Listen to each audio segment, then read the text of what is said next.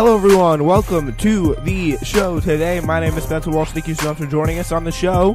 The Democrats are trying to save their idiotic anti-Semitism resolution. We'll get into that. Also, 12 infants have now just been released from ICE custody in Texas. That seems a little disturbing. We'll get into that as well. Trump pushed staff to give Ivanka a security clearance. Ben Carson, not long for the Washington world. Apparently, Jeff Merkley will run for Senate, and Sean Hannity making everyone laugh here on this hump day. I can't believe it's Wednesday already. Seemed like yesterday was only Monday.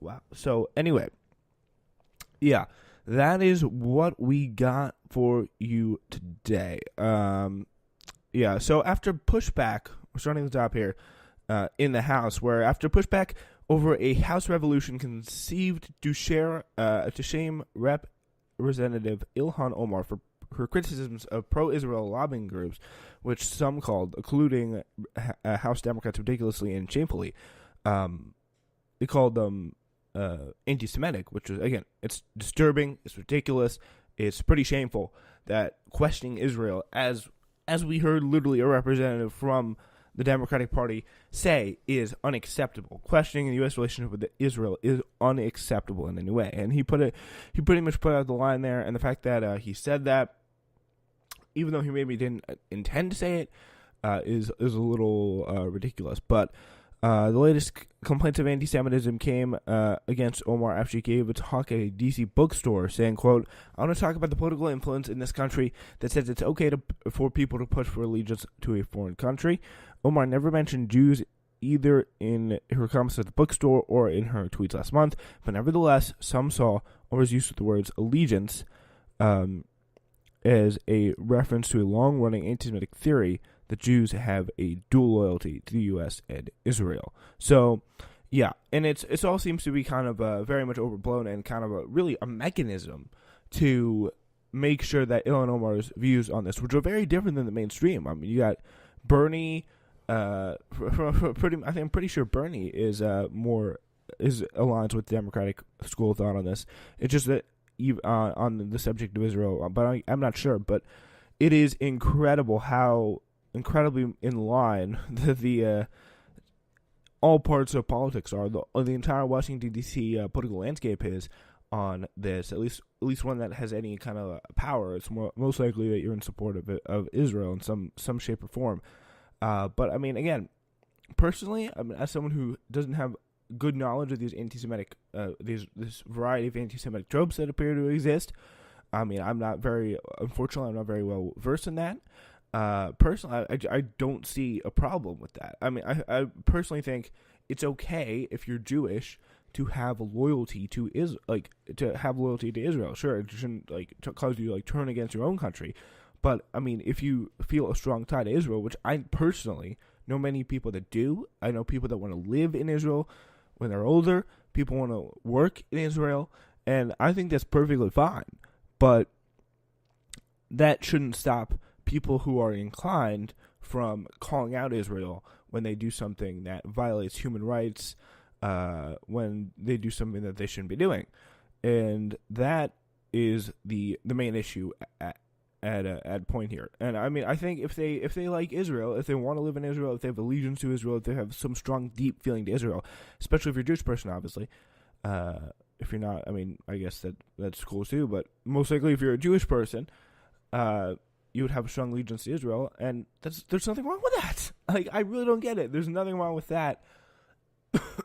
Having a strong allegiance to Israel, wanting to live there, wanting to work there. It just seems like it's very much all blown out of proportion. And the fact that really what the Democrats are trying to do, from Nancy Pelosi and Chuck Schumer on down, are trying to say, you know what, don't get out of line here, Ilhan Omar. Don't think anything differently from the way Washington's thinking. It's really a dangerous thing, because she could be smeared as crazy. She could just be ratcheted up as a danger to our country with the right wing. And we've seen how the right wing reacts to these scare tactics employed on them by their media, and it's not positively, and it's with violence. So I personally worry about that with Ilhan Omar. But the draft of the resolution states that accusing Jews of dual loyalty because they support Israel, whether out of religious connection or commitment to Jewish self-determination after millennia of persecution or an appreciation for their shared values and interests, suggests that Jews cannot be patriotic Americans and trusted neighbors when Jews have served our nation since its founding, whether in public life or military service. So it's an interesting explanation there of this dual loyalty, apparently, this trope here. I think it's perfectly possible that they can be. They can really love this country.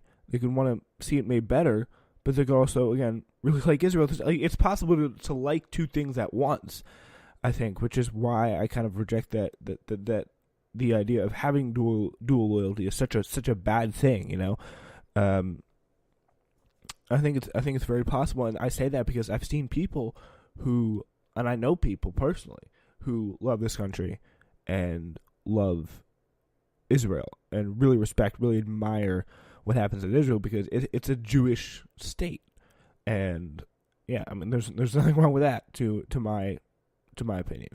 All right, so yeah, not all activists though were willing to go along with the narrative pushed by both Democrats and Republicans, and that Omar's comments were purposely anti-Semitic, according to the New York Times.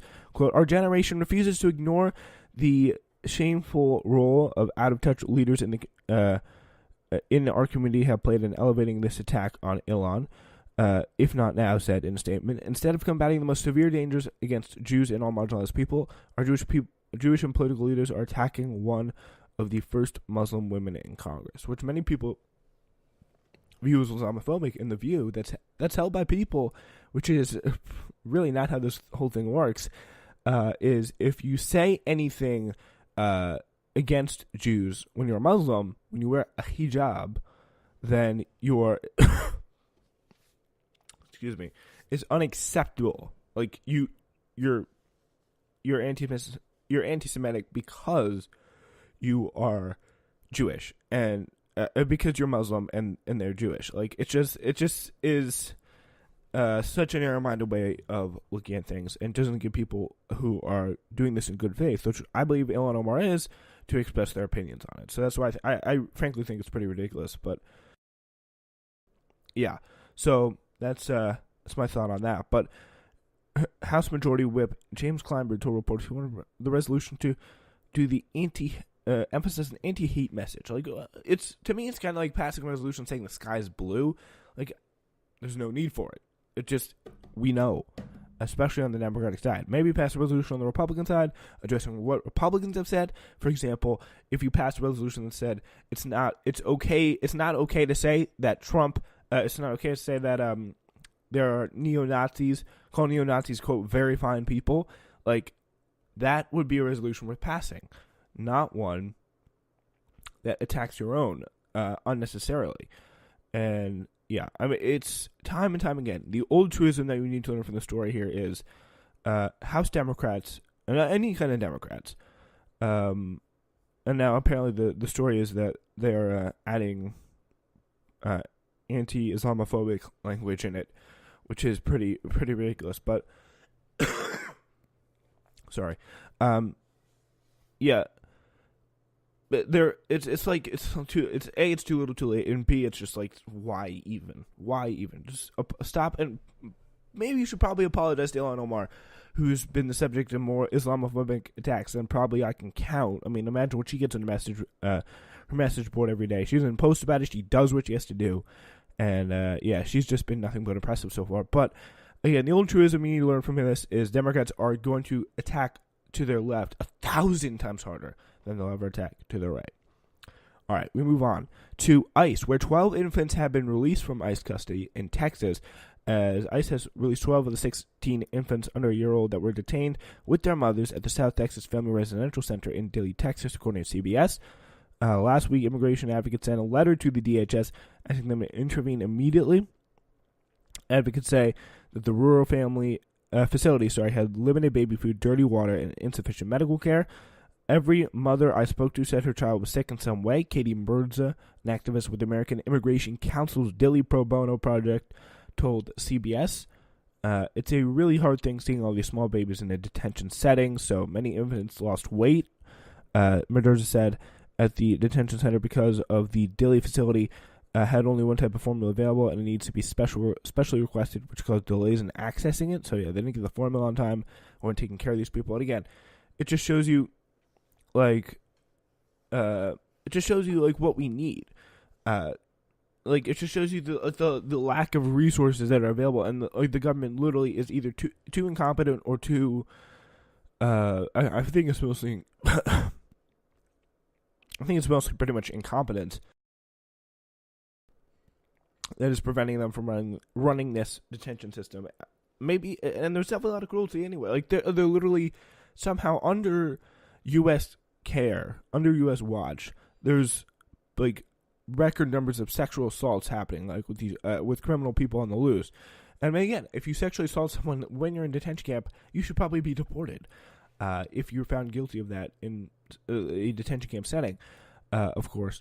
But it is unacceptable that they're letting this happening. And if they're, I think if you have if you're detaining someone, you have to make sure that they're being treated fair. Like, I think it's pretty reasonable, pretty reasonable.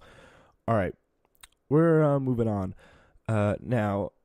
As Donald Trump and the White House from the border, where Donald Trump has committed a pretty high number of unconscionable acts in his 2-year reign, which can make it hard to keep up with his more pedestrian ethics violations, such as granting his daughter Ivanka and her Wisconsin husband a security clearance, despite top advisors specifically telling him not to.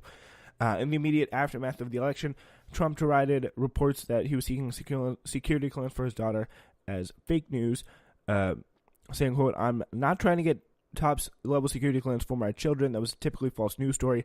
Now CNN reports that he didn't really have to try. He just got it. He just did it. Pretty simple.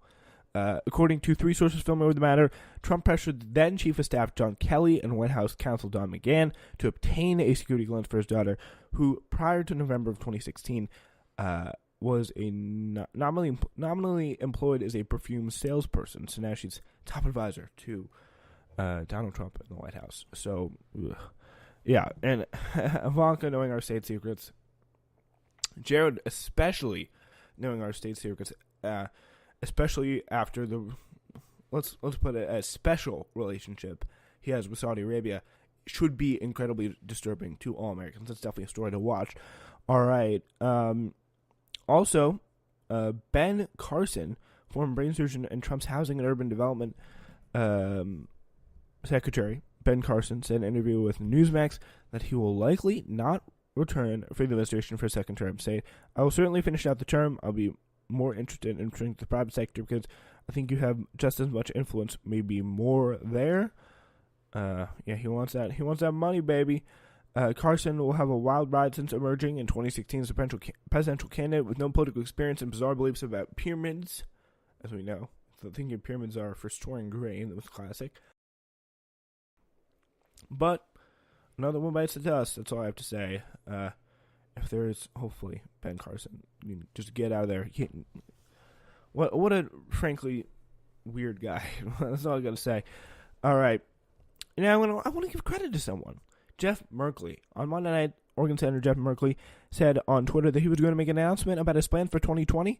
Thankfully, this was not the announcement for that we really come to expect so far. Here he goes. He says, "Announcement. I've been thinking hard about how I can make the biggest impact. Over the last year, I've weighed whether I can contribute more by running for president or by running for re-election to the Senate."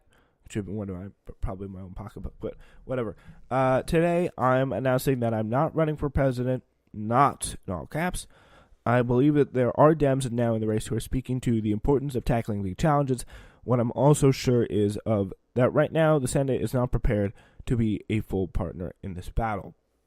Merkley is, credit to him, still one of the most progressive members of the Senate, having co-sponsored Bernie Sanders' Medicare for All bill in the last Congress, out on the Green New Deal, and most importantly, helping shed light on the barbarism of family separation by almost getting arrested at a detention center last summer. He was one of the guys, I remember talking about this video in the seat that was from Jeff Merkley on the show, where he was like, on Newsflash, where he was like, okay, I'm trying to get in this detention center. I think you may have like children separated from their parents in there.